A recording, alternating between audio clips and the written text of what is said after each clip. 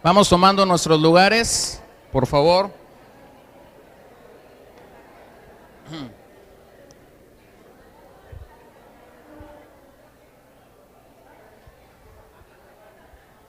¿Qué problema con los latinos, no? Les dicen saluden a 2, 3, saludan como a 20 y con todos quieren platicar. Si estuviéramos en una iglesia gringa o en una iglesia angla, les dicen saluden a 2, 3 y los hermanos americanos hacen esto. Saludan al de al lado, que es su esposa, saludan al hijo que está atrás, saludan al abuelito que está detrás y si le sobra saluda al de enfrente, no más. Pero eso no se puede en una iglesia latina, ¿no? Bueno, vamos a prepararnos esta mañana para ir a la palabra. Si usted nos está acompañando por primera ocasión, sea usted bienvenido. Es el tiempo que dedicamos para escuchar la voz de Dios. Ya hemos cantado, ya hemos adorado a Dios. Ahora disponemos nuestro corazón a escuchar de Dios. Por lo tanto, es tiempo de conectarnos con Dios, enchufarnos con Dios, tomarnos de la línea de Dios. Entonces, como vamos a hacer eso, si usted trae un celular, apáguelo, cierre Facebook, cierre Twitter por la próxima hora y cierre cualquier cosa que lo conecte a este mundo. Vamos a conectarnos con Dios, ¿ok? Señor, te damos gracias esta mañana, te adoramos y te bendecimos porque eres fiel, porque eres bueno. Queremos presentar este tiempo para compartir de tu palabra y queremos pedirte que nos ayudes. Da mucha gracia a tu pueblo para percibir, para escuchar tu voz. Dame mucha gracia a mí para compartir tu palabra como es, genuina, pura, sin mancha, sin contaminación, y permíteme hacerlo con denuedo de parte tuya y de tu espíritu. Lo pedimos en el nombre de Jesús, Señor, y te damos gracias, amén. Si usted no tiene un bosquejo y quiere seguir la enseñanza en un bosquejo, levante su mano y un ujier se lo hace llegar. Y si tiene, no hay problema, pero si no tiene un bosquejo y ocupa uno, puede levantar su mano. Hoy quiero hablar contigo acerca, está muy unido a la semana pasada, quiero hablar acerca de vestir al nuevo hombre. ¿Qué es lo que tenemos que hacer para vestir el nuevo hombre? Entonces, los primeros 2 capítulos de Colosenses son interesantes, porque los primeros 2 capítulos de Colosenses lo que hacen es darnos indicativos, darnos una muestra de qué es lo que somos en Cristo, qué es lo que hemos alcanzado en Cristo. Es decir, las primeras 2 capítulos de Colosenses nos ha dicho que somos reconciliados con Dios. El capítulo 3 verso 1 dice que hemos sido resucitados con Cristo y nos habla de lo que Dios ha logrado a través de Cristo para nosotros. A partir de la semana pasada, cuando empezamos a hablar de esto, la carta cambia y no es ya lo que Dios hace por ti. La carta comienza a cambiar y tiene una serie de imperativos para decirte lo que Dios espera de ti. Ahora, lo dije la semana pasada y lo vuelvo a decir, la manera como Pablo escribía sus cartas era interesante. Primero ventilaba la doctrina, primero ventilaba lo que quería enseñar e inmediatamente después conectaba la forma práctica como la gente necesitaba llevar a obediencia a la palabra de Dios. Por eso es que a partir de estas líneas de la semana pasada y que hoy vamos a considerar, usted se va a dar cuenta de la importancia de primero saber lo que somos en Cristo. R.C. Sproul, una de las voces más fuertes en los Estados Unidos, ha dicho que si la doctrina no importa, entonces la verdad tampoco. Y esto es una verdad en la pluma de Pablo. Pablo sabía que la doctrina era tan importante, que primero hablaba la doctrina y luego pasaba con las diferentes iglesias a las que ministró, a las que escribió, a decirles cómo es que esta doctrina podía ser llevado a cabo en sus vidas. Entonces, hoy quiero considerar con ustedes una de las demandas que nuestra nueva vida en Cristo tiene. En ocasiones esta demanda es muy poco entendida y por esto no se valora. No la entendemos, muchos no entendemos qué es vestir al nuevo hombre. Y lo que quiero que veas en los diferentes pasajes que hoy vamos a tocar es que vestir al nuevo hombre es un imperativo, no es una sugerencia que el apóstol Pablo da. Vestir al nuevo hombre es nuestro gran privilegio, porque nos habla de el nuevo ropaje que podemos tener en el Señor. Entonces, escriban esto en sus notas y empezamos aquí. Vestirnos es una práctica espiritual y debe darse de acuerdo a nuestra identidad con Cristo. Vestirnos es una práctica espiritual y debe darse de acuerdo a nuestra identidad con Cristo. Es decir, ¿qué eres? Bueno, eres reconciliado, eres resucitado con Cristo, eres perdonado de tus pecados. Entonces, en consecuencia de que esto es lo que has logrado, de que esto es lo que has alcanzado en el Señor, nosotros debemos vestirnos como tal. El ser cristianos determina la forma en que debemos vestirnos espiritualmente. Esto es interesante. Y no me refiero, desde ahorita lo aclaro, ¿no? Porque voy a usar mucho la palabra vestir. No me refiero a lo que tú traes ahorita sobre tu cuerpo. No me refiero al vestido físico. Estamos hablando de un vestir, por eso dije que es una práctica espiritual. Mira, te vistes o me visto de acuerdo a la ocasión, ¿no? Si vas a una fiesta y la invitación dice de gala, ¿qué es lo que te están indicando? La forma como debes de ir vestido, ¿verdad? No llegas como si fueras a un partido de fútbol, a una fiesta de gala, ¿cierto? El soldado porta su uniforme, pero el día que está de descanso, lo menos que quiere hacer es ponerse su uniforme. Entonces lo vemos de civil, ¿sí? De repente te encuentras a alguien de la milicia o alguien de la policía y de repente dices, ando de civil. O sea, se quitó el uniforme. Entonces nos vamos vistiendo de acuerdo a la situación. Nuestra nueva identidad conlleva nueva ropa. Nuestra nueva vida conlleva un estilo de vida diferente al que veníamos usando en nuestra antigua manera de vivir. Abra su Biblia a Colosenses 3. Quiero retomar el pasaje de la semana pasada antes de llegar al de hoy. Colosenses 3, versos 9 al 10. Y quiero que vayan a sus Biblias ahí.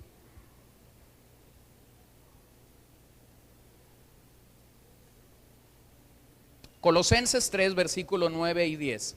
No mintáis los unos a los otros, habiéndoos, ¿qué?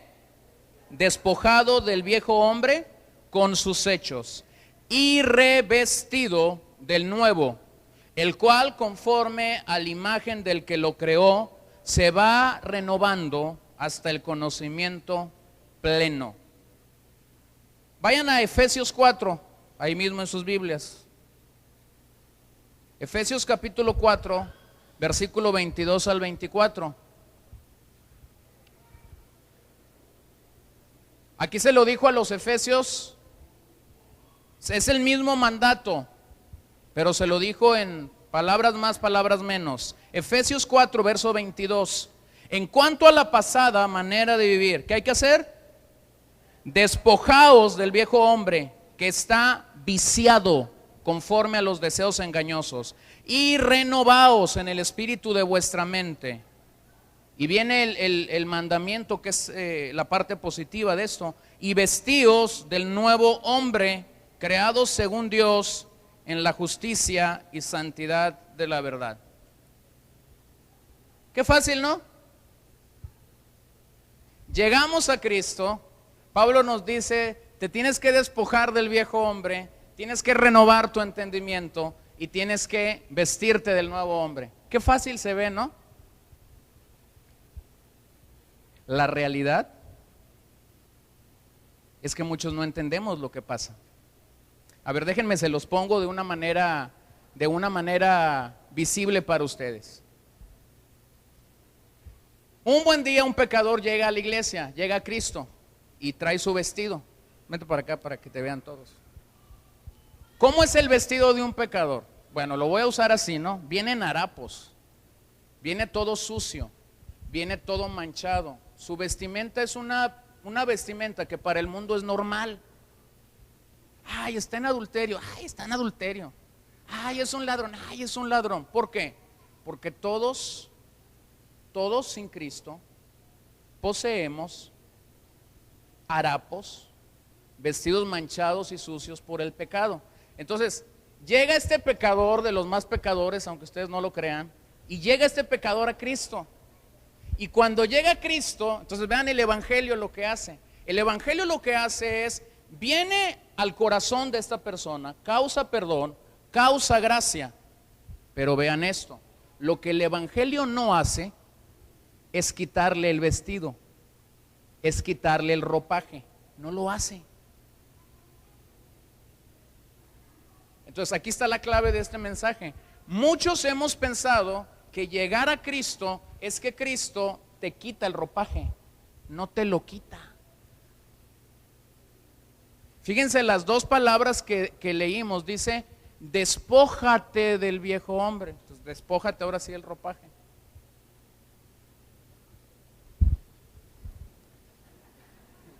¿Sí? Se despoja del ropaje y entonces lo que Dios dice es, renueva tu entendimiento. ¿Cómo es renovado el entendimiento? Por la palabra. Y tercero, dice, vístete del nuevo hombre. Y algunos quisieran decir, ¿eso significa que tenemos uniforme en la familia de Dios? No, no es que vamos a andar uniformados, porque lo que hoy te quiero explicar es que este ropaje no tiene que ver con vestiduras, tiene que ver con cualidades, tiene que ver con situaciones íntimas y externas que otros pueden ver. Gracias. Que otros, déjamelo ahí, a lo mejor lo ocupo ahorita. Que otros pueden ver. Entonces vean los tres consejos que Pablo da en este pasaje de Efesios. Despójate, renueva el entendimiento, vístete del nuevo hombre. ¿Por qué? El viejo hombre, el hombre que es representado por estos harapos, representa a Adán. Adán es el hombre no regenerado. Nuestra naturaleza pecaminosa no está regenerada, representa a Adán. ¿Qué es lo que necesitamos hacer con este vestimento? Quitárnoslo. El nuevo hombre representa a Cristo y es el hombre regenerado. Y lo que aquí dice es, de este nos tenemos que vestir, de este lo tenemos que poner. Pero ahora, aquí va el asunto, que muchos así a veces lo pensamos y yo quiero decirte que no es así. Nuestra alma no puede compartir a ambos hombres. Nuestra alma no puede compartir a ambos hombres.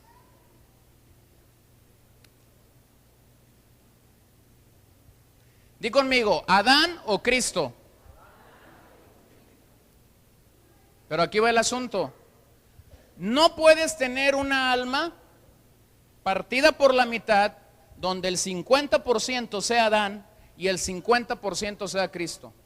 O está Adán o está Cristo, pero no están los dos cohabitando. No pueden cohabitar. No pueden cohabitar. O es uno o es el otro. Esta es la razón, esta es la simple y sencilla razón por la que los cristianos no se endemonian. No se puede endemoniar a alguien que está identificado con Cristo. Es decir, que el nuevo hombre que está aportando es Cristo. No se puede endemoniar. Yo he sabido de reuniones de pastores, escúcheme bien esto, ya no lo voy a poner de ovejas, de pastores, donde alguien que ministró dijo, a ver, les vamos a sacar todos los chamucos, por el amor de Dios. Ahora, si están en Adán, que se lo saquen.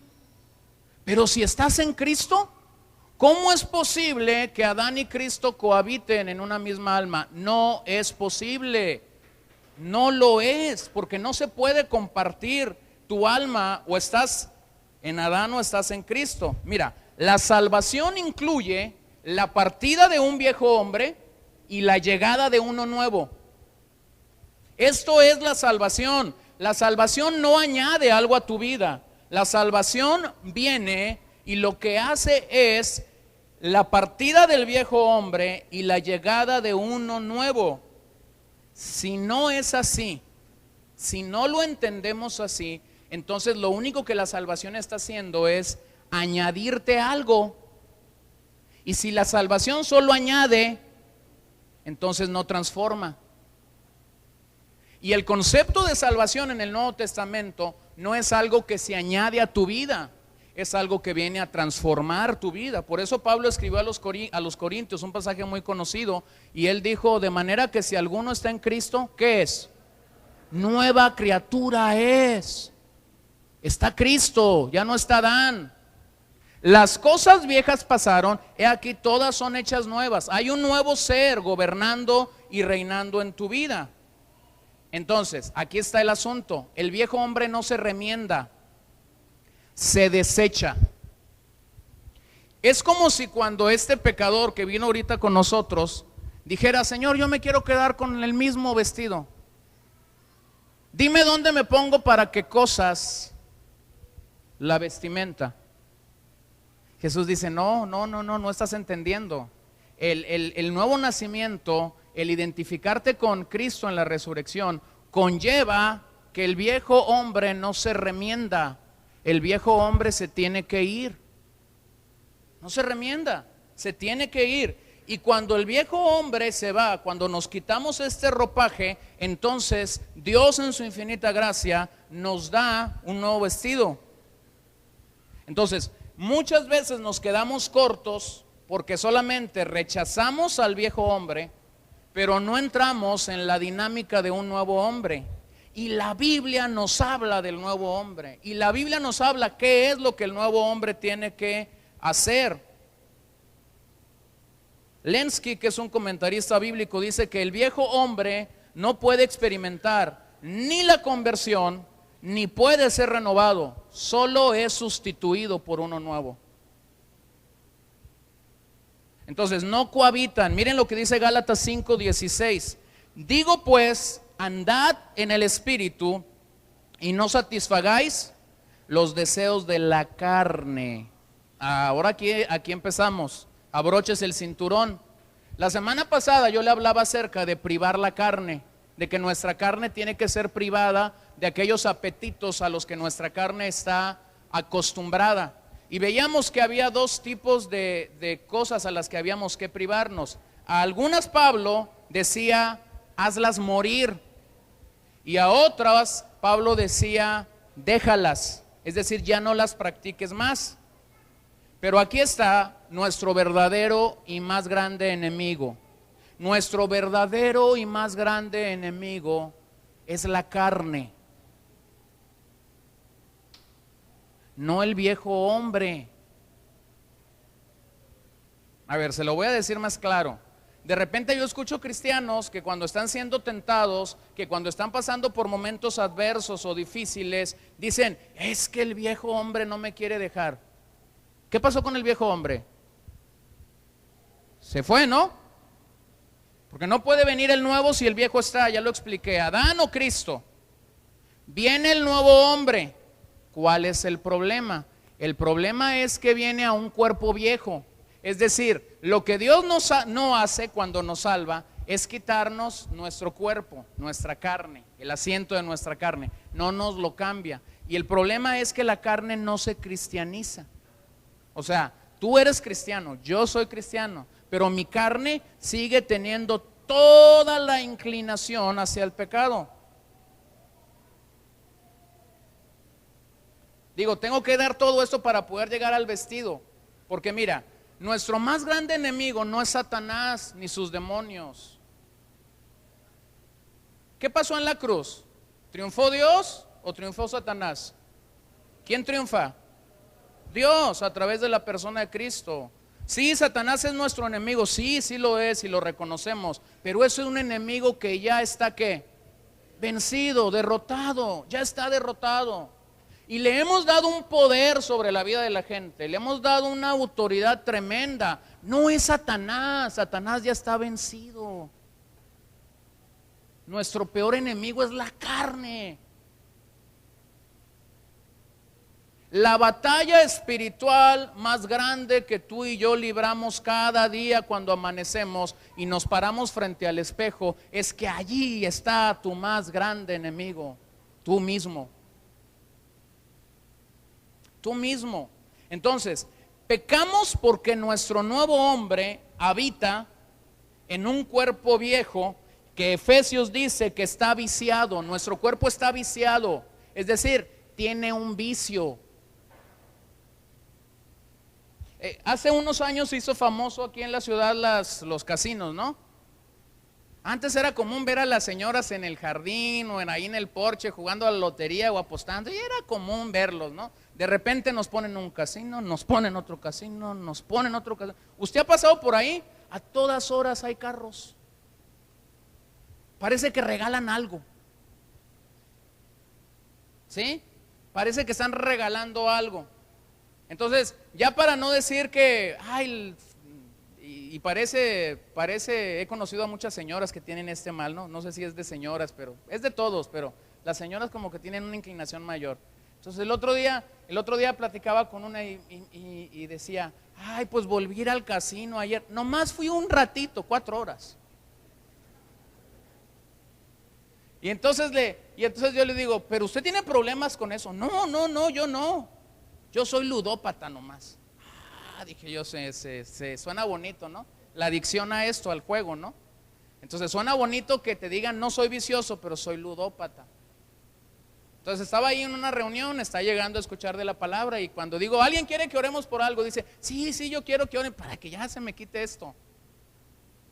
No es así. O sea, que deje de ir. Ya se acabó. Ahora, vea esto, nuestra carne está viciada, tiene vicios por las cosas, ¿no? Y lo que tienes que entender es que el pecado no habita en el nuevo hombre, el pecado está en nuestra carne.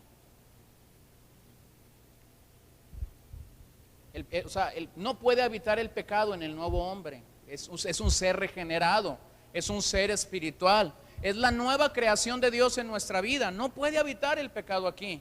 El pecado habita o tiene su trono en nuestra carne. Si Dios eliminara todas las fuentes del mal en el mundo, ya no estaríamos aquí, porque el mal está dentro de nosotros. Está ahí en la carne. Tenemos esta tendencia. Miren como Pablo se lo dijo a los romanos en el capítulo 8, versos 5 al 8. Porque los que son de la carne piensan en las cosas de la carne, pero los que son del Espíritu en las cosas del Espíritu. Porque el ocuparse de la carne es muerte, pero el ocuparse del Espíritu es vida y paz. Por cuanto los designios de la carne son enemistad contra Dios, porque no se sujetan a la ley de Dios, ni tampoco pueden. Y los que viven según la carne, ¿qué pasa con ellos? Alguien que vive en la carne no puede agradar a Dios, porque es una persona que no ha sido regenerada, es decir, está en Adán. Por eso decíamos la semana pasada, solo hay 2 tipos de hombres, o estás en Adán o estás en Cristo. Ahora, contestemos esta pregunta, ¿qué es la carne? Si ya dijimos que es nuestro peor enemigo, ahora dígame qué es la carne. Pensemos qué es la carne. Nomás no vaya a estar pensando, la roja, la blanca, no. Tampoco vaya a estar pensando en cortes, tibón, ribeye, no estamos hablando de esa carne. Esa es la que ahorita nos vamos a mandar después de que termine la reunión, pero no es ahorita esa. La que estoy pensando es la lucha interna que hay en nuestro ser. La carne es una fuerza espiritual activa en cada ser viviente. Es algo que está peleando y luchando. ¿Contra quién está peleando y luchando la carne? Contra el nuevo hombre. La batalla de un hombre, de una mujer de Dios, de un joven, de un niño, cambia su vocabulario. O sea, no hay una lucha entre el nuevo y el viejo hombre. No, la lucha es entre el nuevo hombre y la carne. La carne es una fuerza espiritual activa, está activa. Nunca está pasiva la carne. Nunca está pasiva, siempre está activa. Por eso es que hay muchas ocasiones en las que tu espíritu, el área de comunicación con Dios, tu espíritu te está hablando, te está diciendo acerca de tener actitudes espirituales, y la que se resiste es la carne.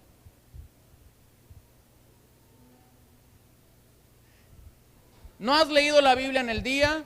Llegan las 10:30, 11 de la noche y dices, Señor, perdóname porque no la he leído, pero ahorita, Señor, ahorita me voy a aventar 15 capítulos en la noche. y vas con una tremenda lucidez en la mente.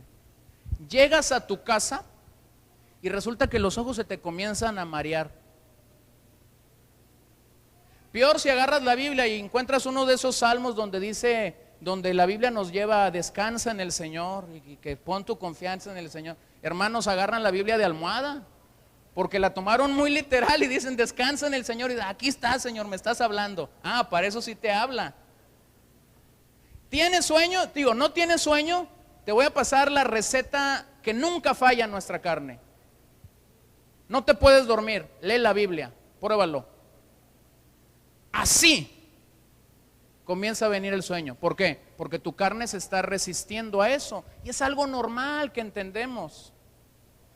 Nuestra carne se resiste cuando de repente nos dicen, no puedes comer grasas, no puedes comer lo dulce, no puedes comer carbohidratos. Lo que nunca, ni te parabas por ahí por el área de los postres. Aquí amaneces con el sabor de lo dulce en tu boca. ¿Por qué? Porque nuestra carne se resiste, porque es una fuerza activa en cada ser viviente. La carne lo que hace es busca reinar, está buscando dónde reinar, dónde gobernar, está buscando un espacio pequeño, un campito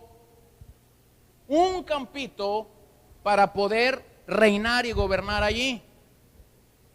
Hace tres días se nos vino la pequeña de su cuarto, se nos vino a la cama y se nos subió a la cama y se nos empezó a meter en el medio a su mamá y a mí.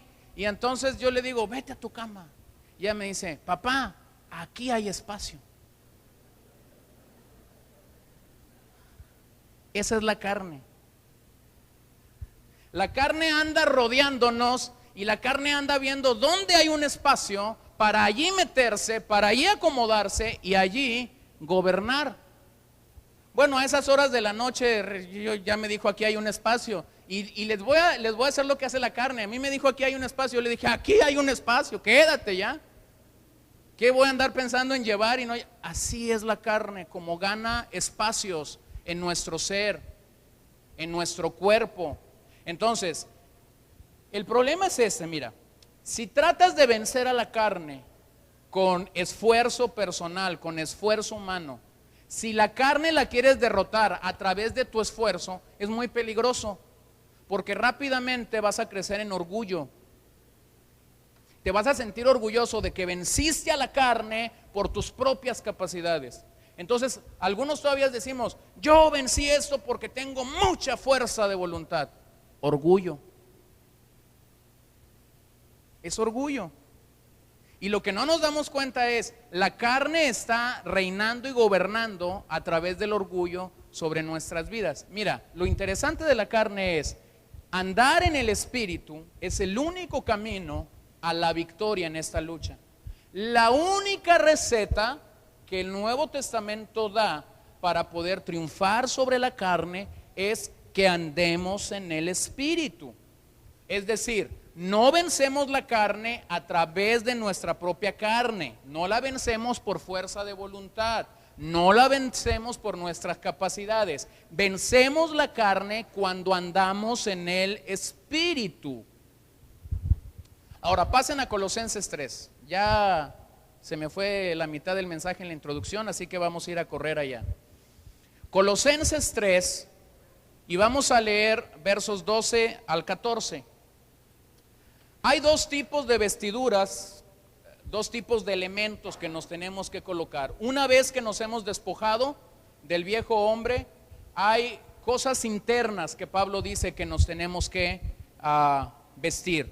Verso 12, Colosenses 3:12. Vestíos pues como escogidos de Dios, santos y amados, de entrañable misericordia, de benignidad, de humildad, de mansedumbre, de paciencia, soportándoos unos a otros y perdonándoos unos a otros, si alguno tuviere queja contra otro, de la manera que Cristo os perdonó, así también hacedlo vosotros. Y sobre todas estas cosas, vestíos de amor, que es el vínculo perfecto. Qué duro nos es cómo la Biblia habla del perdón, ¿no? Porque ya los que pasaron por ahí perdonando unos a otros, y traen ahí un guardadito, ay, ya su carne se empezó a resistir.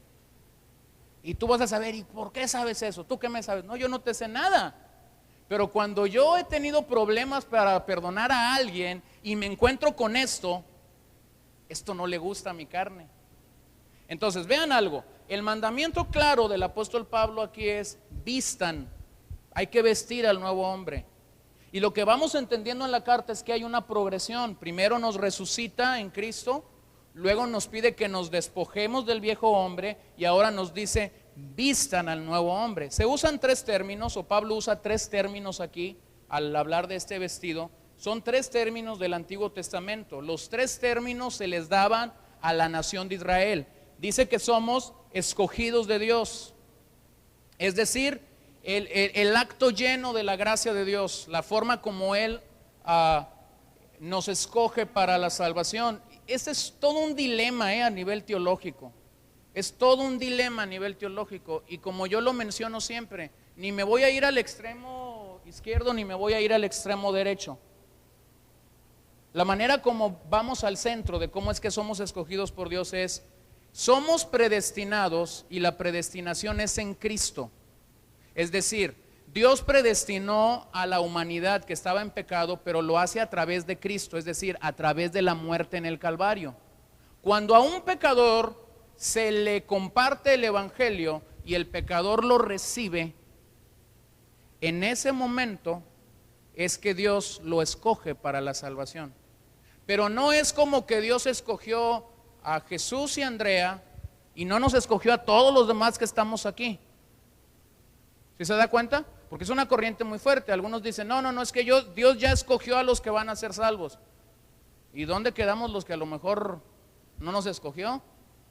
Entonces la gente anda con esta cosa: ¿habré sido escogido? ¿No habré sido escogido?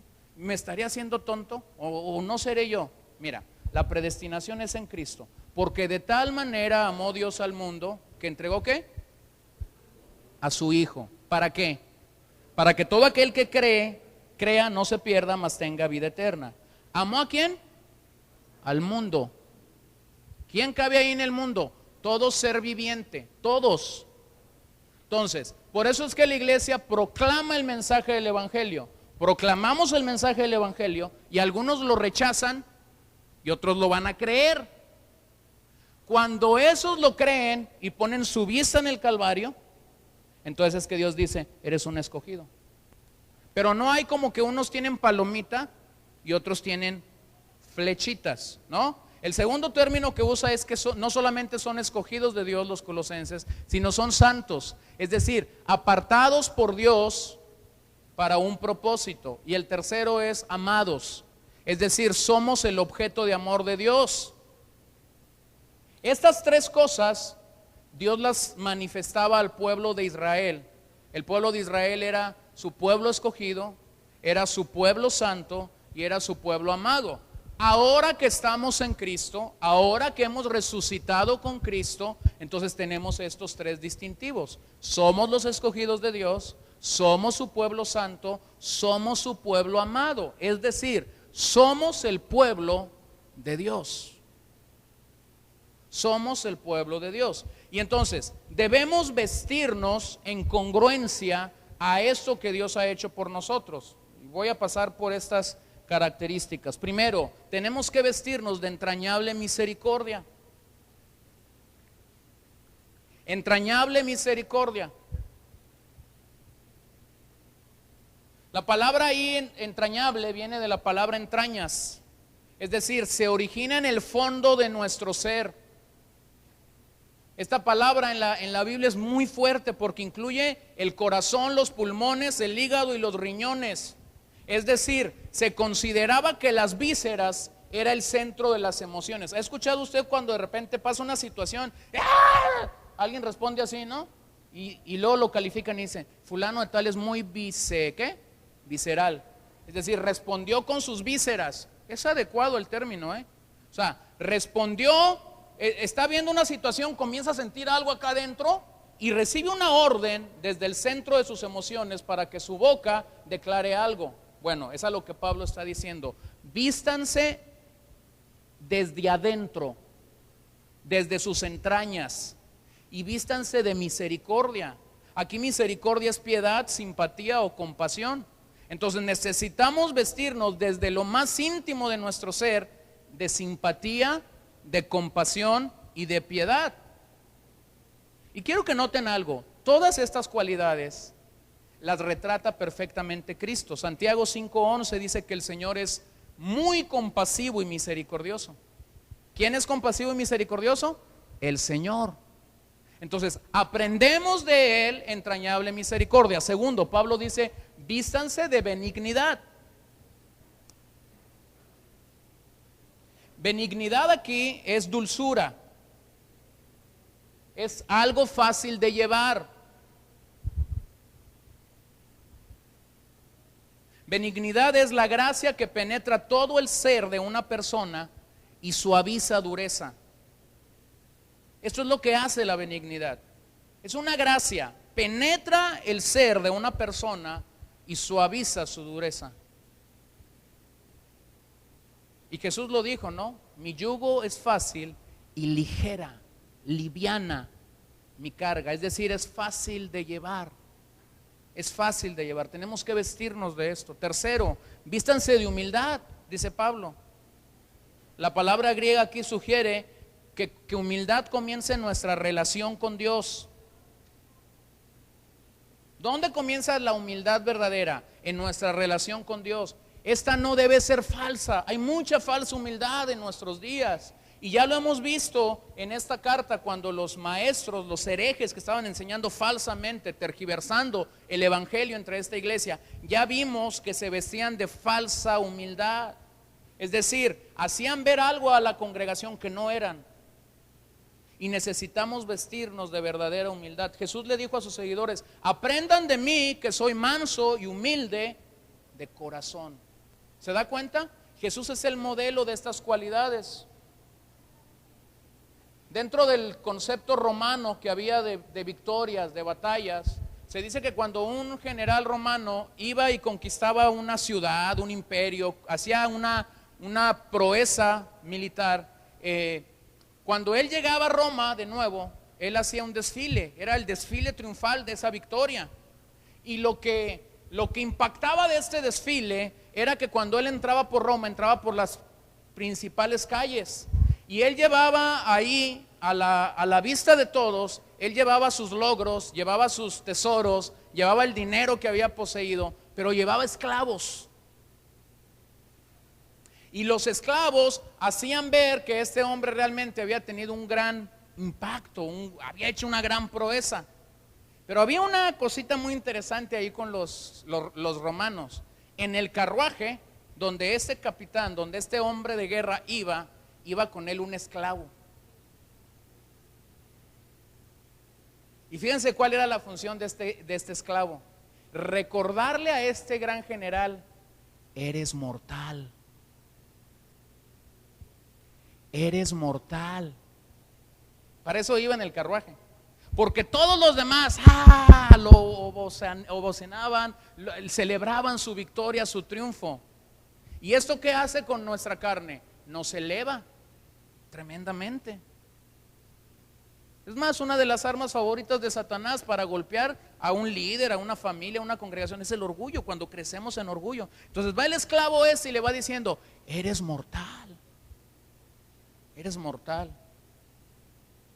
¿Sabes? No es una doctrina, no lo hacemos doctrina, pero es un muy buen ejercicio. Búscate 2 o 3 personas cercanas a tu vida que hagan el trabajo de este esclavo. Que cuando las cosas se suban, cuando el viento se suba, ellos puedan venir y decirte, eres mortal, no te la creas. Es una manera buena de vestirnos de humildad. Es una manera clara. ¿Por qué? Porque el orgullo no nos permite ver que estamos creciendo en orgullo. Está como aquel autor de aquel famosísimo libro, ¿no? Cómo triunfar sobre el orgullo. Y yo les he platicado cómo es que llega y dice, quiero esto, quiero agua de tal marca, quiero estar en tal hotel, quiero una limusina para ir a dictar mi conferencia. Y entonces pregunta a alguien, ¿quién es el que va a dar la conferencia de cómo vencer el orgullo? Él. ¿Él dice? Sí. ¿Y de qué va a hablar? dice la persona que estaba coordinando el evento, pues él escribió un libro. Y entonces voltea y lo ve y dice, ¿será que él lo escribió? Porque en la práctica estaba haciendo todo lo contrario a lo que él decía. Entonces necesitamos vestirnos de humildad. Después tenemos que vestirnos de mansedumbre. ¿Qué es ser manso? Hermano, ser manso no es ser menso. Algunos que no son creyentes y que saben estas dinámicas del Señor a veces, que somos llamados a ser mansos, quieren que seamos mensos. No, no es ser menso. Quítele la E y póngale la A.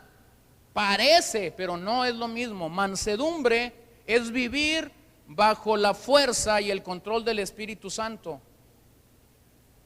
Es decir, mansedumbre es necesaria cuando yo necesito estar en medio de una situación adversa, en medio de una calamidad. Lo que la mansedumbre hace es mantenerme ecuánime ante la situación. Es decir, el control del Espíritu Santo permite que yo sea ecuánime, que no pierda la cabeza.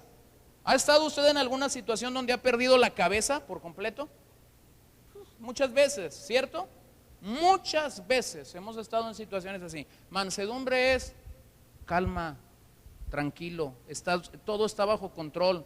Esta es una actitud muy necesaria en la vestimenta de un cristiano. Siguiente característica que está aquí es la paciencia.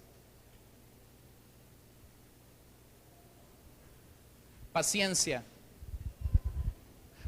Paciencia es tolerancia para enfrentar los problemas. Yo sé que nuestra palabra latina o española para paciencia es como, ay, fulano de tal es muy paciente. ¿Por qué es un muy paciente? Decimos, es que le pide permiso a un pie para mover el otro, ¿no? Ay, es muy paciente. No, eso no es paciente en la Biblia. Déjame te digo lo que es paciencia en la Biblia. Paciencia en la Biblia es un resistir luchando.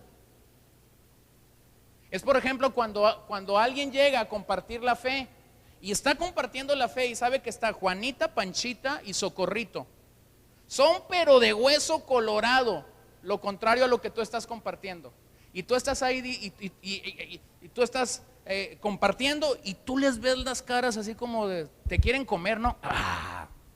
Y tú estás ahí compartiendo el evangelio. Y cada vez que las volteas a ver, les sonríes. Y ellas están por dentro. ¡Ah! Y tú estás tranquilo, paciente. Paciencia. ¿No? Eso es ser paciente. O sea, estás luchando, estás queriendo dar la verdad, comunicar la verdad. Y a veces no va a ser tan sencillo y tan fácil. Un día me tocó y estaba ahí una señora y como que muy bien y todo me afirmaba. Ya la hice, dije yo. Pero al final se me acerca y cuando me da el beso de Judas, me da un beso, me dice, yo soy católica, apostólica y romana. Así nací y así me voy a morir. ¿Qué haces? Paciencia, porque si te la vuelves a topar, entonces con toda ecuanimidad, con toda mansedumbre del Espíritu Santo, le vuelves a decir que Cristo la ama y aunque sea católica, apostólica y romana, el amor de Dios está a su disposición. ¿Se dan cuenta? O sea, no te subes al ring para moquetearla, no se trata de eso. Porque miren, Pedro lo dice, la paciencia de nuestro Señor significa salvación. Cuando eres paciente para comunicar la verdad, cuando no llevas prisa para comunicar la verdad, una gotita de verdad cayendo sobre la roca puede ser poderosísima. Ahora, yo te pregunto, ¿cómo sabemos que nos hemos vestido de estos elementos? Primero, porque vamos a soportándoos, dice Pablo. Ahora vean que Pablo habla unos a otros. Pablo está pensando, escribe esto en una iglesia, y Pablo está pensando en que cuando uno se viste de mansedumbre, se viste de paciencia, se viste de todo esto que ya señalamos, Pablo entiende que está dentro de un grupo de creyentes llamado iglesia. Y la iglesia tiene esta dinámica. La iglesia es perfecta porque su cabeza, su Salvador, es perfecta, ¿cierto? Pero la iglesia es imperfecta porque tú y yo la conformamos. Y como no somos perfectos, tenemos nuestros rozones, tenemos nuestras diferencias, y cuando tenemos nuestras diferencias, aquí es donde viene la prueba. A ver, ¿te has vestido de mansedumbre? ¿Te has vestido de entrañable misericordia? ¿Te has vestido de todo esto? A ver, vamos a ver si es cierto. Soportándoos, dice Pablo. Es decir, quien se ha vestido de esto va a poder soportar esas diferencias.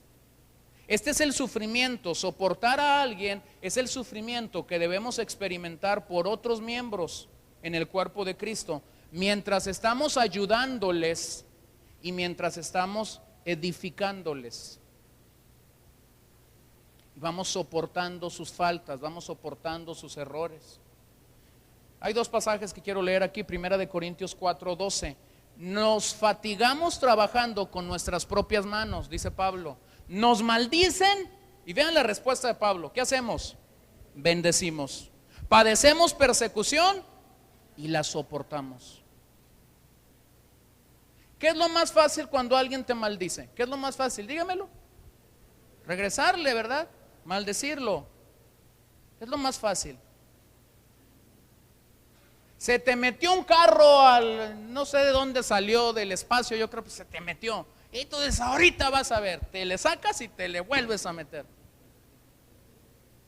Esa es nuestra carne, ¿cierto? Sin raspar muebles, nomás fue el ejemplo que se me ocurrió. ¿Qué es lo honroso? ¿Qué es lo cristiano? Señor, bendice a este loco. Que no se me vuelva a atravesar, Señor. Bendícelo. Pero el asunto es, respondemos muchas veces desde nuestra carne, no desde nuestro nuevo hombre. Ahora, a veces estos atropellos no pasan fuera de la iglesia, a veces estos atropellos pasan dentro de la iglesia. Y entonces es cuando quienes somos realmente espirituales, quienes estamos queriendo vestir al nuevo hombre, tenemos que soportar. Miren, Pablo se lo dijo a los tesalonicenses: tanto que nosotros mismos nos gloriamos de vosotros en las iglesias de Dios por vuestra paciencia y fe en todas vuestras persecuciones y tribulaciones que soportáis. ¿Quién te dijo que no iba a haber tribulaciones? ¿Quién te dijo que no iba a haber persecuciones? Pablo está alabando a los tesalonicenses porque dicen: muchachos, ustedes han mantenido su fe en medio de esto, han soportado esto. Entonces, ¿cómo le demostramos a la gente que estamos vistiendo al nuevo hombre? Soportándoos. Lo segundo, ¿cómo lo hacemos? Es perdonándoos. Perdonar es hacer un favor mostrando bondad incondicional. Hay una regla en el perdón. Si tú quieres ayudar y edificar a alguien, si tú quieres bendecir la vida de alguien, edificarlo en el Señor, verlo crecer, rápidamente te vas a encontrar en la necesidad de tener que perdonarlo. Rápidamente, no va a pasar mucho tiempo. A veces tenemos una muy buena intención y decimos: ay, yo quiero ayudar a fulanito de tal. Y fulanito de tal de repente empieza muy bien contigo, pero al paso se le va la lengua, te dice unas ciertas cosas de marañas ahí en su cerebro, va y se los dice a otros, después esos otros vienen y te los dicen. ¿Qué tienes que hacer? ¿Subirte al ring? No. ¿Qué tienes que hacer? Perdónalo. ¡Ay! Algunos están así, ¿no? Porque aquí en la mente tienen el retrato, les está pasando así como en la televisión. Pero dice: perdónalos, porque esa es la verdad. Quien retiene el perdón, quien no da el perdón, se daña a sí mismo. Te estás dañando a ti mismo. El perdón es una decisión, no es un sentimiento. El perdón es una decisión que quita todo el resentimiento y toda la mala voluntad en nuestras vidas. Y vean lo interesante, regreso al punto principal de esta carta. Pablo, cuando habla del perdón, regresa y dice que tenemos que perdonar, perdonándoos como Cristo nos perdonó.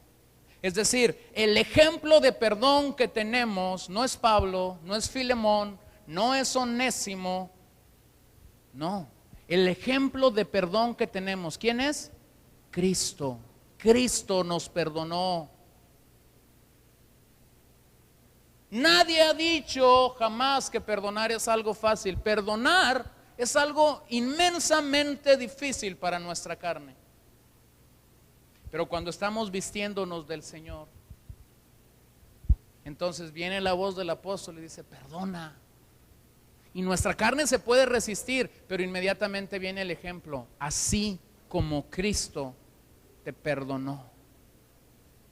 El verso 14 nos señala una actitud más, que Pablo la toca aparte, y no la toca aparte porque se le haya pasado, la toca aparte porque es muy interesante, el amor.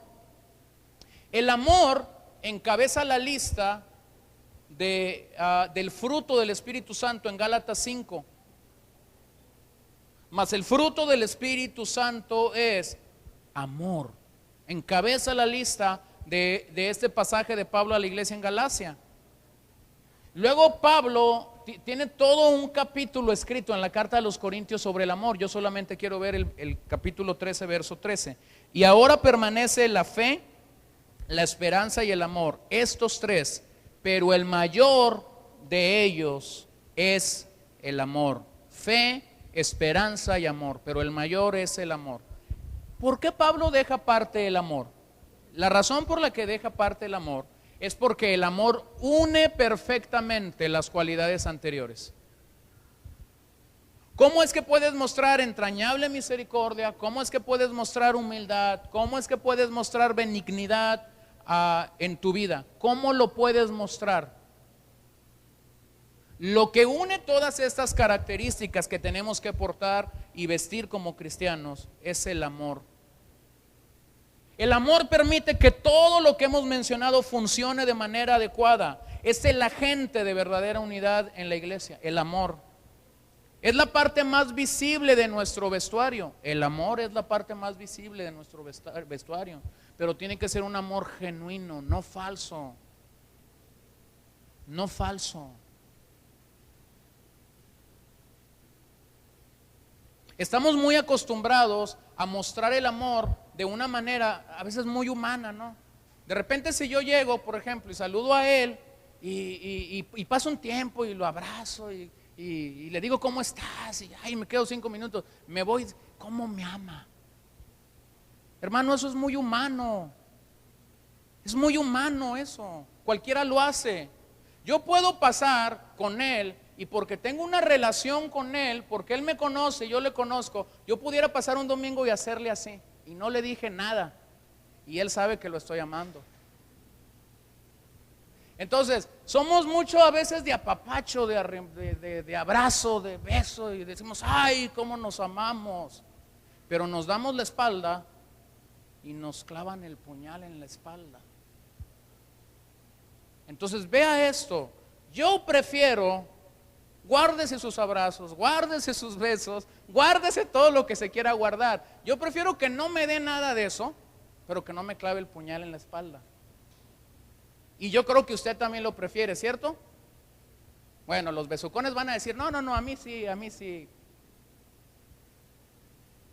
Hermanos, el amor es mucho más que eso. Es una riqueza espiritual. El amor te impulsa a orar por un creyente en medio del día y tú dices, no sé por qué Dios lo puso en mi vida, pero Señor, bendice la vida de fulano de tal. No sé ¿por qué haces eso? Porque está el vínculo del amor. ¿Por qué es que te puedes interesar cuando alguien está enfermo? ¿Por qué es que puedes hacer una llamada de repente cuando no lo has visto en la congregación? Porque está el vínculo del amor. Y el amor, dice Pablo nuevamente, es mayor que esto, que la fe, que la esperanza. Es el amor, el más grande de ellos. Entonces, lo que quiero que entiendas es que del amor debe fluir todo nuestro trabajo para el Señor. De esta fuente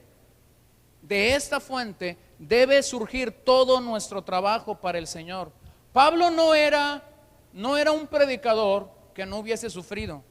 En 2, 3 ocasiones Pablo señala todo lo que pasó en tribulaciones, en naufragios, en la cárcel, golpeado, maltratado por los de afuera, por los de adentro. Pero vean algo, nunca menguó, nunca menguó el trabajo que él hacía, porque el trabajo que él hacía lo hacía por amor a Dios.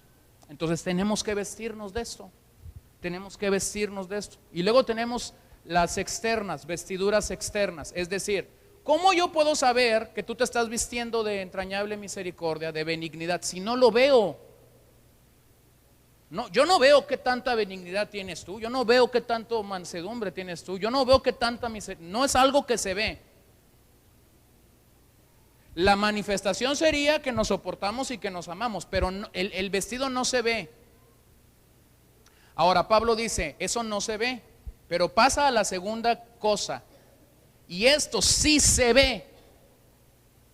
Es decir, lo primero es interno, lo segundo es externo. Colosenses 3, verso 15 al 17, y la paz de Dios que gobierna en vuestros corazones, a la que asimismo fuisteis llamados en un solo cuerpo, y sed agradecidos.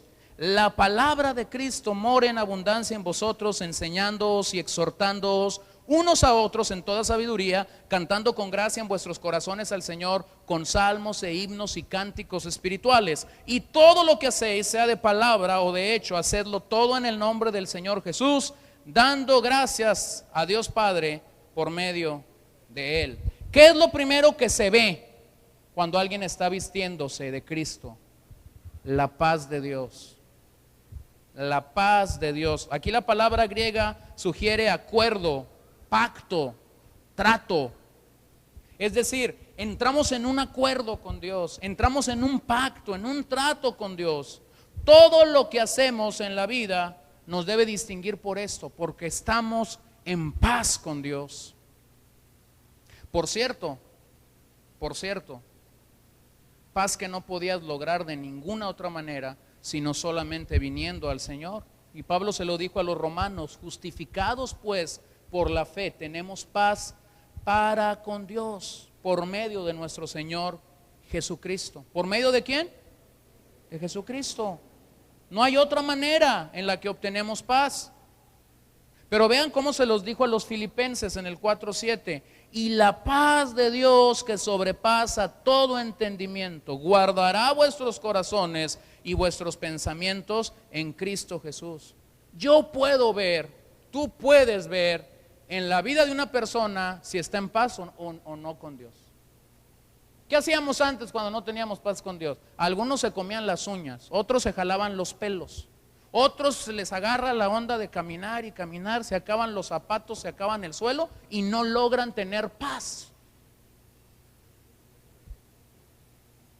Pero un hombre de Dios, una mujer de Dios está confiada.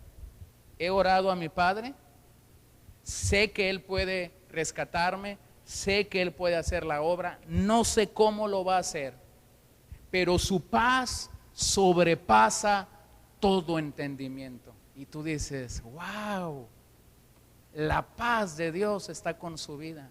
A mí me ha tocado 2 o 3 casos de ir a visitar gente que está acabando, o sea, que está ya muriendo.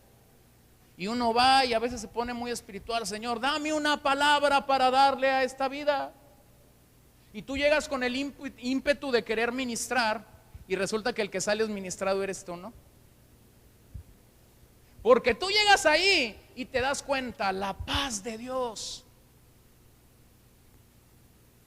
Nunca voy a olvidar, era un adolescente cuando estuve en casa de Maggie Vega y estaba ahí solamente para verla partir a estar con el Señor. Nunca lo voy a olvidar, porque cuando llegué a esa habitación, la paz de Dios gobernaba ese lugar.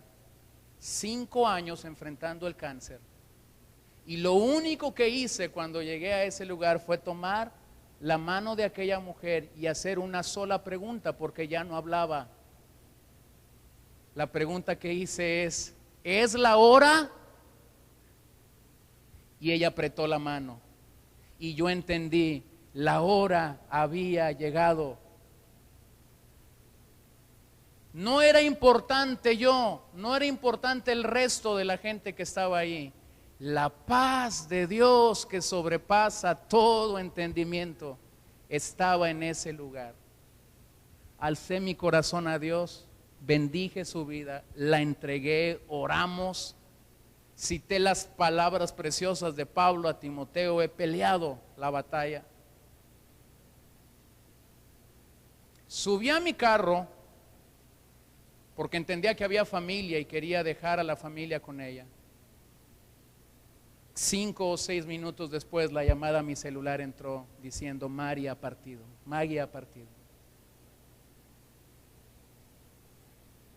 La paz con Dios se ve. La paz con Dios se ve, hermano. Y también he llegado a lugares donde la paz no se ve. Entonces lo quiero invitar, la paz de Dios se ve. Pablo dice aquí que esta paz gobierna. Qué increíble, gobierna, es como un árbitro en el momento de decidir una victoria. Dice quién gana y quién pierde. Esta paz de la que Pablo está hablando nos lleva a una vida de gratitud, rendidamente delante de Él, diciendo: Señor, gracias por esta paz. ¿No se maravilla? Podemos descansar, podemos estar en las manos de un Dios soberano. Podemos saber que nuestro futuro está seguro en Cristo Jesús. No tengo que temer al día de mañana. Yo soy un resucitado con Cristo. Yo soy un reconciliado con Cristo. Yo soy un perdonado. Yo no sé lo que a mí me espera mañana, pero mi Cristo sí lo sabe. Y eso nos debe inundar de paz. La segunda cosa que Pablo dice es la palabra de Cristo. Lo que la palabra de Cristo tiene que hacer es gobernar nuestras mentes. Nuestras mentes deben ser gobernadas por las Escrituras. Todo aspecto de la vida, mi mente, mis palabras, mis hechos, todo debe ser gobernado por la palabra de Dios. Tienes ese precioso regalo de Dios en tus manos. Se llama Biblia. Hoy está en todos tamaños, en todos colores, en todas versiones. Las puedes llevar en tu iPad, en tu iPod, en tu iPhone. Está en todos lados. Sin embargo, dése cuenta de esto: vivimos en un tiempo de gran ignorancia bíblica. En un tiempo de gran ignorancia bíblica, porque la palabra de Dios no ha morado en nuestros corazones.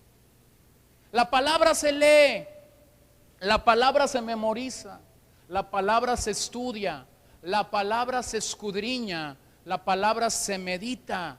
Qué increíble promesa de éxito la que Dios le dio a Josué. Nunca se apartará de tu boca este libro de la ley, sino que en él, ¿qué? Meditarás. ¿Cuándo? Muchos le hemos leído, muchos le hemos estudiado, muchos le hemos escudriñado, pero no le hemos meditado. El éxito a la vida de Josué no vino ni por estudiarla, ni por leerla, ni por escudriñarla. ¿Sabes por qué vino el éxito a lo que él hizo? Porque la meditó. Tema completo de otra reunión, no, imposible llegar a eso. Pero Pablo dice aquí, esta palabra tiene que morar. Morar aquí es que viva en ti, que la palabra se sienta en casa en tu corazón, en tu vida. Haya encontrado un lugar donde morar, donde habitar. Y luego dice que more, que haga casa, que encuentre habitación en abundancia. Y me encantó la palabra griega aquí de en abundancia, porque en abundancia aquí lo que significa es cantidades exuberantes.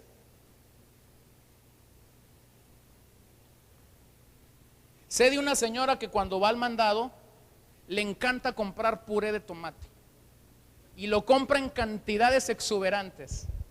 Y el marido que siempre va con ella le dice: ¿por qué compras tanto puré? Se puede ofrecer, dice la señora. De repente el marido abre la alacena y ve el puré ahí, una esquina completa llena de puré. Y el marido dice: ¿para qué tanto puré? Y tú me vas a decir: ¿y por qué sabes tanto? Porque es mi esposa y yo. Y cada vez que vamos, peleamos en el mandado porque ella quiere echar puré de tomate. Y yo le digo: ¿para qué tanto? El puré de tomate habita en forma exuberante en su alacena. Pero ese tan solo es un ejemplo de cómo la palabra debe habitar de forma copiosa, de forma exuberante en nuestras vidas. No tiene que estar en pequeñas proporciones, tiene que estar en abundancia en nuestras vidas. No te conformes con algo pequeño. Ahora, déjame crezco en este principio. Recuerda que una gran cantidad de pasajes de Colosenses se repite en Efesios. Y una gran cantidad de pasajes de Efesios están repetidos en Colosenses. Si yo tomo la fracción de Colosenses que habla de esto y lo contrasto con la de Efesios que habla de esto mismo, vas a encontrar algo interesante. Es más, pongan el paralelo ahí. Colosenses 3 del 16 al 4:1 es el pasaje que está en Colosenses. Y si lo quieren ir a leer Efesios, lean Efesios 5:18 al 6:9. No tengo el tiempo para pararme ahí, solamente déjame te digo lo que yo encuentro en este pasaje.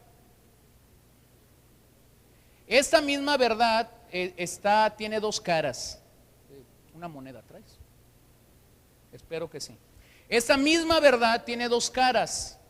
Una cara de esta verdad es, aquí está una moneda, una cara de esta moneda es la palabra de Dios morando abundantemente en nosotros. Esto es lo que Pablo dice a los colosenses en el pasaje que leímos.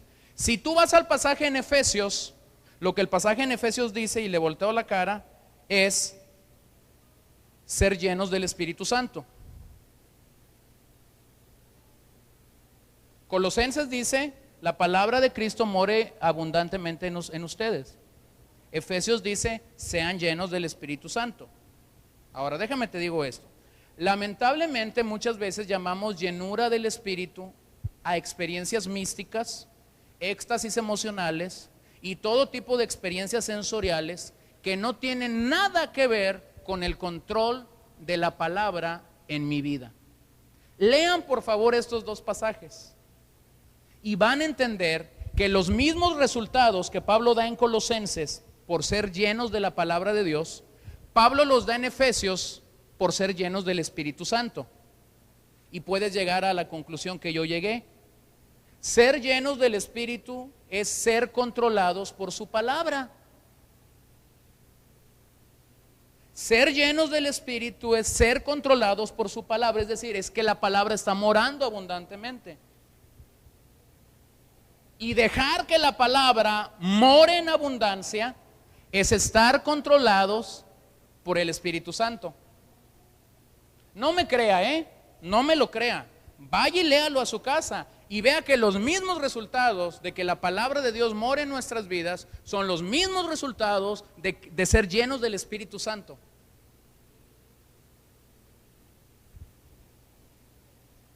Pablo dijo aconsejando a Timoteo, y usted conoce la cita, ¿no? Toda escritura es inspirada por Dios y es útil para enseñar, para redarguir, para corregir, para instruir en justicia, a fin de que el hombre de Dios sea perfecto, enteramente preparado para toda buena obra. Yo le pregunto a usted, ¿necesita ser enseñado todavía? Yo sí. ¿Necesita ser redarguido? ¿Necesita ser corregido? ¿Necesita ser instruido en justicia? ¿Sí o no? Tengo un lugar a donde ir. Tengo un lugar a donde ir para que usted reciba todo eso. Es la palabra de Dios. Dice Pablo, que more abundantemente en ustedes. Ahora yo me hice una pregunta. ¿Qué sucede cuando la palabra de Dios no es primordial? Es decir, ¿qué sucede cuando la palabra de Dios no está morando abundantemente en tu vida? ¿Qué es lo que sucede? Quiero que haga un viaje conmigo al Antiguo Testamento. Vaya al libro de Amós. Quiero decirle qué es lo que sucede cuando la palabra de Dios no está siendo valorada, no está siendo considerada como debe de serlo. Vaya al libro del profeta Amós. Si no sabe dónde está Amós, está entre Génesis y Apocalipsis. Dicen que enseguida hay uno que se llama Joel, pero si no saben dónde está Joel, está entre Génesis y Apocalipsis. Eso nomás es para despertarlos. Porque quiero que abra su corazón y su oído a esto. ¿Qué sucede cuando la palabra no está morando, cuando la palabra no está siendo primordial. Mira, el profeta Amós venía hablando a la nación de Israel y le venía declarando la voz de Dios, la palabra de Dios. Se le estaba citando, venía y les daba palabra de Dios. Ahora, era un tiempo en donde los profetas representaban la palabra de Dios. Es decir, no había Biblias. Los profetas venían y decían, así ha dicho Jehová. Hebreos 1 lo certifica cuando dice, Dios habiendo hablado en otros tiempos a nuestros padres por los profetas, ahora nos ha hablado a través de la última revelación, dice el autor de Hebreos, Jesucristo, la última revelación del Padre. Ahora, vea esto, Amós capítulo 8, versos 11 y 12. He aquí vienen días, dice Jehová el Señor, en los cuales enviaré hambre a la tierra. No hambre de pan, ni sed de agua, sino de oír, ¿qué? La palabra de Jehová. E irán errantes de mar en mar, desde el norte hasta el oriente, discurrirán, buscando palabra de Jehová. ¿Y qué va a pasar? Ay, qué malo es Dios. No, espérate. ¿Cómo que no la van a hallar? Espérate. Dios había hablado a esta nación por boca de varios profetas, y esta nación había resistido la voz de Dios, había resistido la palabra de Dios.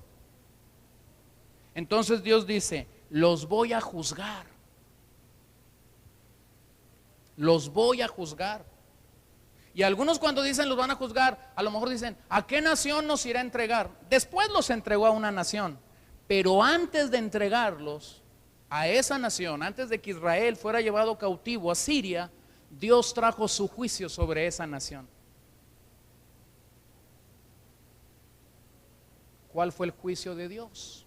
El juicio de Dios fue este: yo ya di mi palabra, tú no la escuchaste, entonces yo la retiro.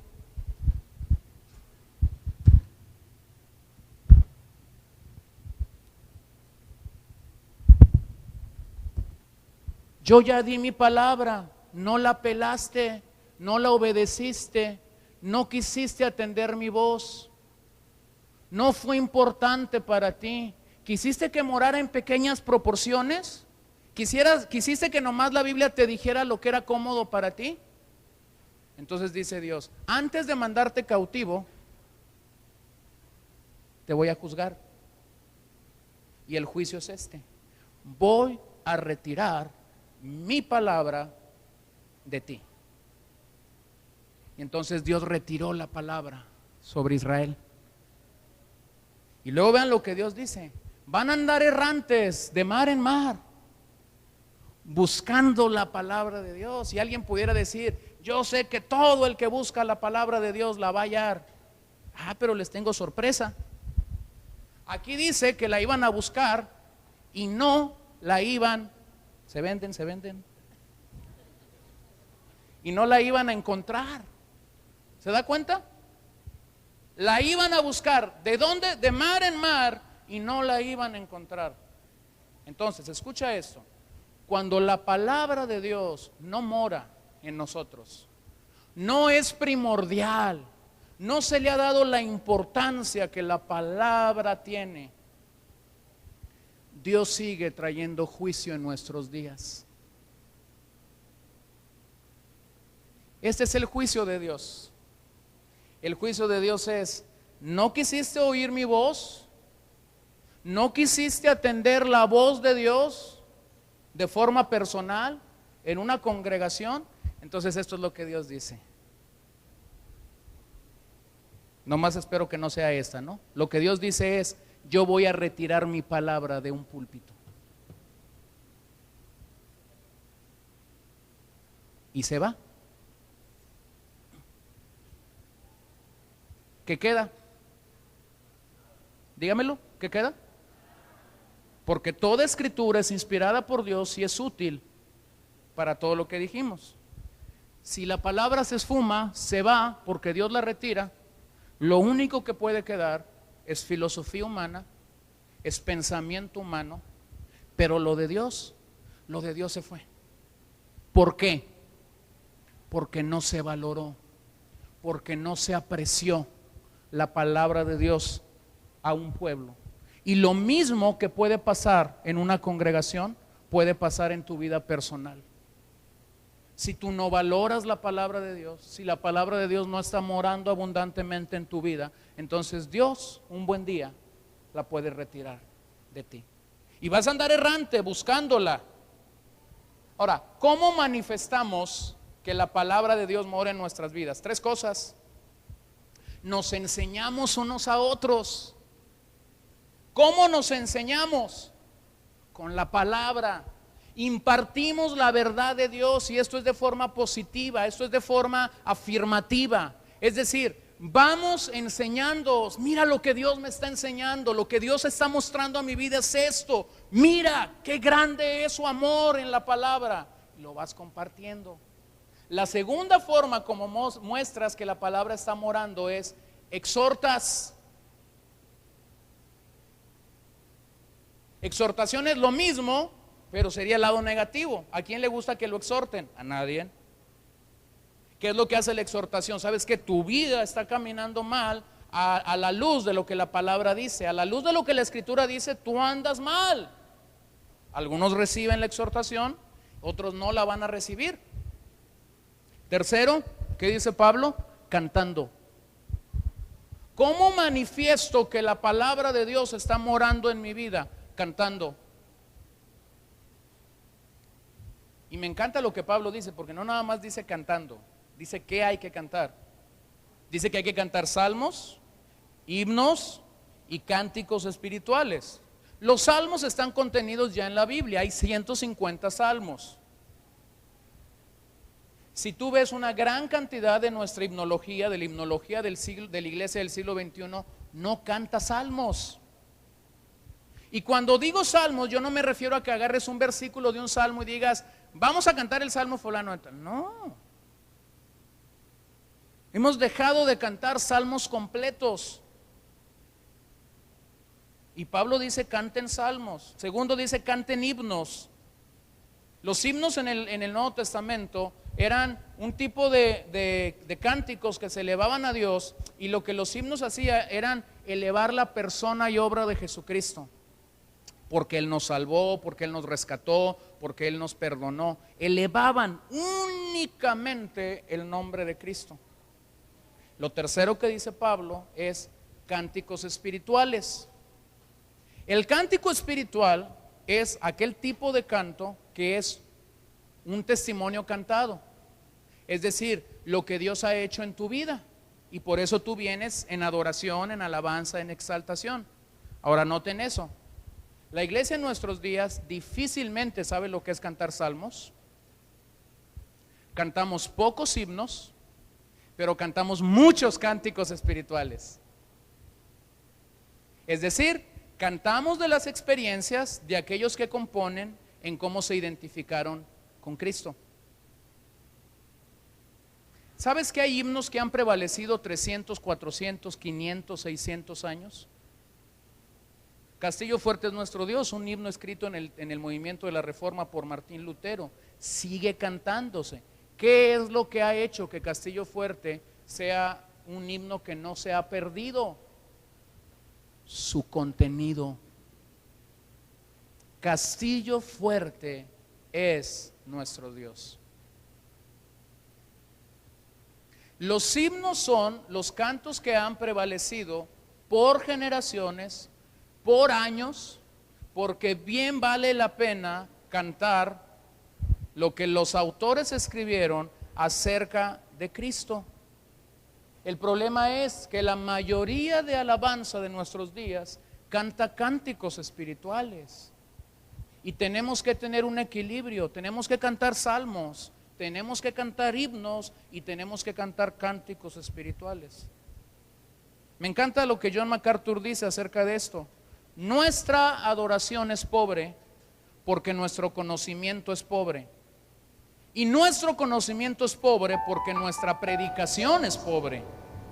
Pero cuando la palabra de Dios es expuesta en su plenitud y la congregación comienza a percibir la gloria del Dios viviente, entonces se postra en solemne temor y gozosa se maravilla delante del trono de Dios. Cantamos cosas muy huecas y muy vacías a veces, porque nuestro conocimiento de la palabra es muy pobre. Dense cuenta de los cantos que se cantan en nuestros días. Se repite y se repite y se repite y se repite lo mismo.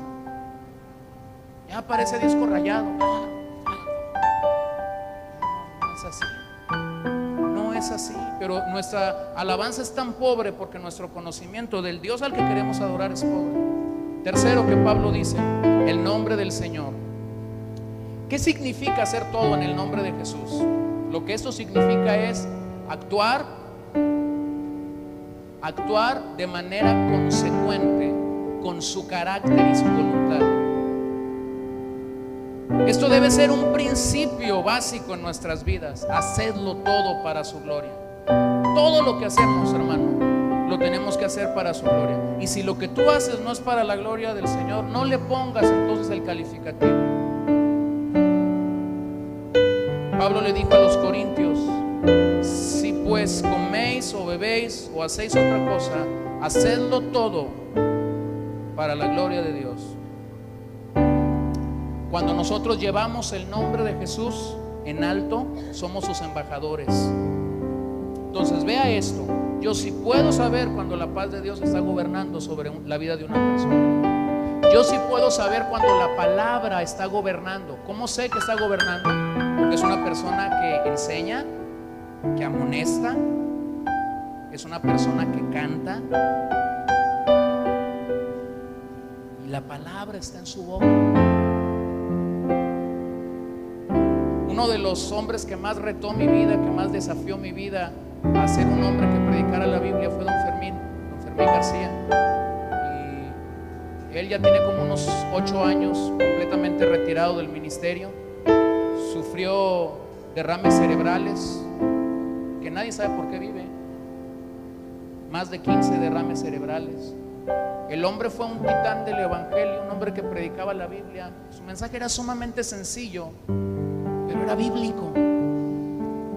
Subía la Biblia y ni la abría, porque la Biblia la traía acá arriba en su mente. Y la repetía y la repetía y la repetía y la repetía. Han pasado los años, se le ha olvidado para qué son las piernas, ya no camina, a veces camina. Se le ha olvidado para qué es la boca, que tiene que hablar. Le tienen que dar de comer, lo tienen que atender. Pero hay algo que no se le olvidó.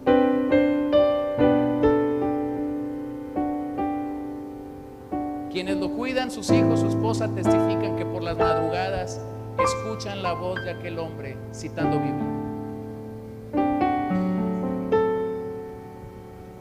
Quienes lo cuidan van y dicen: vamos a ir a cuidar a don Fermín, y salen ministrados porque de repente de verlo ahí en la cama, que no está pasando nada, que no habla, no se mueve, de repente aquella voz sale y comienza a citar la palabra. ¿Por qué?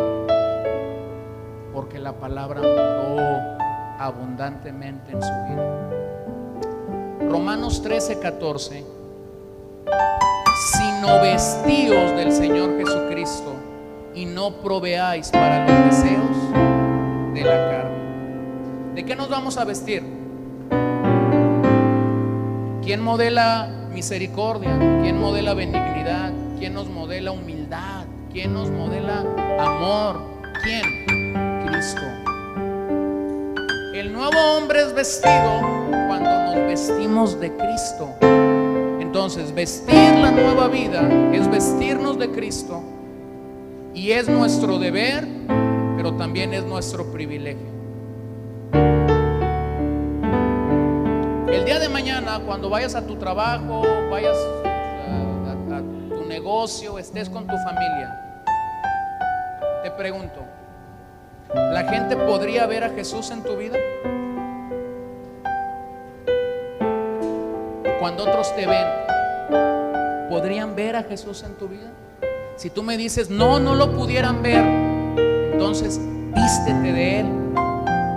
Y si tú me dices: sí lo pueden ver, pues yo te digo: síguete vistiendo, porque conviene. De eso se trata, vestir al nuevo hombre, que otros puedan ver a Jesús en ti. Termino con las palabras de Calderón de la Barca. Él se hizo una pregunta y dijo: ¿qué quiero? ¿Qué quiero, mi Jesús? Quiero quererte. Quiero cuanto hay en mí del todo darte, sin tener más placer que el agradarte, sin tener más temor que el ofenderte. Quiero olvidarlo todo y conocerte. Quiero dejarlo todo por buscarte. Quiero perderlo todo por hallarte. Quiero ignorarlo todo por saberte. Quiero, amable Jesús, abismarme en ese dulce hueco de tu herida y en sus divinas llamas abrazarme. Quiero por fin en ti transfigurarme, morir a mí para vivir a tu vida, perderme en ti, Jesús, y no encontrarme. Puestos de pie. Esa es la realidad de un nuevo hombre. Nos queremos perder en ti para poder hallarte, pero ¿sabes qué? Nos queremos perder voluntariamente. Señor, esta tarde oramos que vestirnos del nuevo hombre sea una realidad, no sean meras palabras, no sea una teoría de nuestro corazón. Que vestirnos del nuevo hombre sea en verdad la realidad a la cual hemos sido llamados en ti. Sé que quizás aquí habemos personas, Señor, que hemos venido con un trasfondo distinto, diferente a la vida en Cristo. Sé que quizás hay quienes llegaron por problemas muy fuertes en su vida personal, en su familia. Yo no conozco todas las situaciones, pero tú sí. De lo que estoy seguro es que cuando nacimos a ti, el hombre que Adán representaba se tuvo que ir y se nos fue dado un nuevo hombre representado en Cristo. Ese es el hombre que tenemos que trabajar. Ese es el hombre al que tenemos que vestir con humildad, con mansedumbre, con misericordia, con amor. Esa es nuestra batalla diaria, ese es el ejercicio diario que tenemos que hacer continuamente, vestirnos de ello. En momentos difíciles sé que tendremos que soportar y tendremos que perdonar más de una vez, pero estamos contentos y agradecidos de que nos das la gracia para poder hacerlo.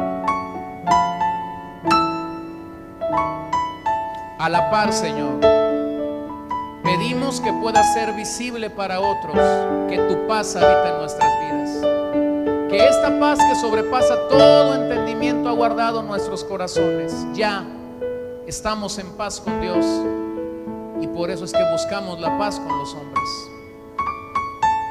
Pedimos que esta palabra bendita, divina, poderosa, inspiradora pueda morar no escasamente, pueda morar abundantemente en nuestras vidas. Pídele perdón al Señor si la palabra no ha morado abundantemente en tu vida. Vengamos en arrepentimiento si esto no ha sido genuino en nosotros. Señor, perdónanos aquellas veces. Perdónanos aquellas veces que tu palabra no ha morado abundantemente en nosotros. Perdónanos cuando debimos ir al manantial de vida, de fuente espiritual y nos alejamos de ella. Perdónanos. Señor, humildemente yo pido esta tarde que no retires de este lugar tu palabra, que no retires de este lugar el mensaje, la exposición de tu palabra, de tus escrituras. Esté yo o no esté yo, sea yo o sea otro el que predica, que tu palabra more abundantemente en esta casa, que tu palabra more abundantemente desde este púlpito. Pedimos que todo lo que hagamos, lo hagamos en el nombre del Señor Jesús para su gloria, para su honra. Si alguno ahora mismo está batallando con su carne, yo pido que podamos tener victoria sobre ella al andar en el Espíritu. Si alguno está teniendo una lucha feroz contra su carne y se siente derribado y derrotado por ella, yo pido, Señor, que tu Espíritu Santo lo anime, tu Espíritu Santo lo encauce, tu Espíritu Santo lo rete a hacer lo correcto, y que nosotros como tu iglesia podamos ayudar, podamos restaurar, podamos brindar toda asistencia, toda consejería para que la gente en este lugar pueda ser victoriosa sobre la carne. Que ya no más satisfagamos la carne, que ahora nos dediquemos a una vida gloriosa y grandiosa, al andar en el Espíritu, al ser dominados por tu palabra y al vivir la victoria a la cual tú nos has llamado.